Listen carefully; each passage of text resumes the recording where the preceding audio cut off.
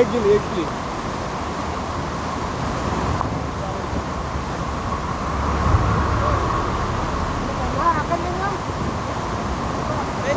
तीन तीन तीन गेल्या. तीन गेल्या. कोण हाकलला? चार.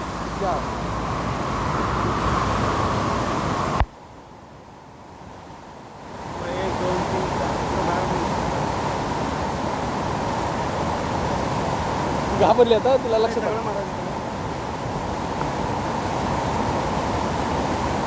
पडते पडते ते.